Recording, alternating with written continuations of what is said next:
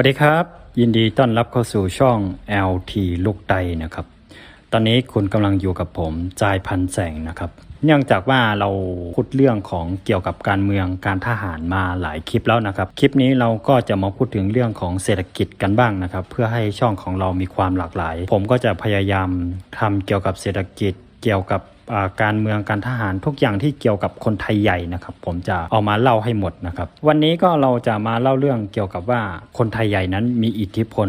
มากแค่ไหนในด้านของเศรษฐกิจในประเทศพม่านะครับครับผมก่อนอื่นที่เราจะไปเริ่มกันนั้นก็ถ้าชอบแนวนี้ก็อย่าลืมกดไลค์กดแชร์กดติดตามด้วยนะครับแล้วก็กดกระดิ่งนะครับเวลาเรามีคลิปใหม่ๆเนี่ยมันจะเด้งขึ้นหน้าการแจ้งเตือนของคุณนะครับซึ่งช่องของเราเนี่ยจะทำคลิปประมาณสักอาทิตย์ละ 2-3 คลิปนะครับก็อันนี้ไม่สม่ำเสมอนะครับครับผมเดี๋ยวเรามาเข้าสู่เนื้อหากันเลยนะครับเศรษฐกิจพม่านั้นถ้าเรามาดู GDP ปี2020 กันนะครับจะปรากฏว่าเศรษฐกิจGDP ของพม่านั้น GDP อันนี้เป็น GDP ของประเทศพม่านั้นมีรายได้อยู่ที่ 76,000 ล้านเลยนะครับ 76,000 ล้านไม่ใช่เงินที่น้อยๆนะครับทีนี้ก็ถ้าเรามาดูเนี่ยแล้วเรามาดูว่าทำไมพม่ามี GDP มีรายได้เข้าประเทศเยอะขนาดนั้นเขาทำเกี่ยวกับอะไรนะครับ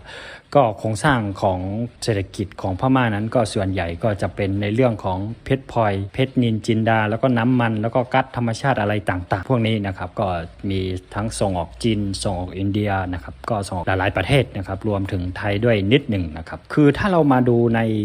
ในบริษัทที่ทำเกี่ยวกับพวกนี้บริษัทส่วนใหญ่ก็จะเป็นบริษัทของพม่านะครับแล้วก็ในบริษัทของพม่านั้นส่วนใหญ่ก็จะเป็นบริษัทที่เกี่ยวกับที่มีเจ้าของเป็นทหาร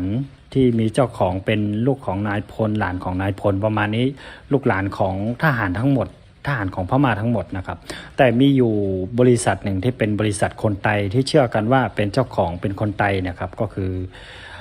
ชื่อบริษัทนั้นชื่อว่า KBZ หรือว่า KBZ นะครับคือถ้าเอามาแปลแบบให้มันยาวๆก็คือกัมปอจ้านะครับกัมปอจ้าบริษัทเนี่ยทำเกี่ยวกับไม่ว่าจะเป็นธนาคารไม่ว่าจะเป็น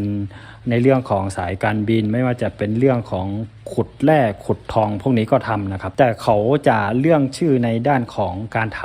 ำธนาคารแล้วก็สายการบินนะครับซึ่งสำนักงานใหญ่ของบริษัทเนี่ยจะตั้งอยู่ที่เมืองตองจีหรือว่าเมืองต้นตีของ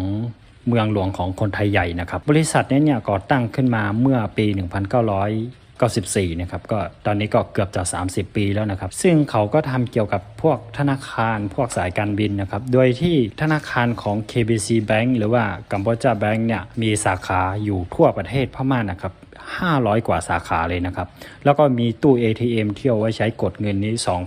2,200 ตู้เลยนะครับประกอบกับนั้นเนี่ยเขาก็มีพนักงานที่ทำงานให้กับธนาคาร KBC Bank เนี่ยเป็น 18,000 กว่าคนนะครับอันนี้คือรายละเอียดย่อๆของ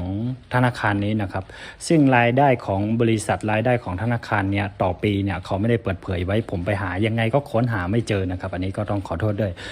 ซึ่งเราก็รู้อยู่ว่าประเทศพม่านั้นเป็นประเทศที่ค่อนข้างจะลึกลับแห่งหนึ่งเลยนะครับแล้วทีนี้เรามาดูสายการบินเนี่ยสายการบินที่ชื่อว่า KBC Airlines นะครับหรือว่าสายการบินของ KBC กัมพูชาเนี่ยก็คือจะมีสายการบินที่นั่งตรงจากเชียงใหม่ไปถึงท่าขี้เหล็กนั่งตรงจากเชียงใหม่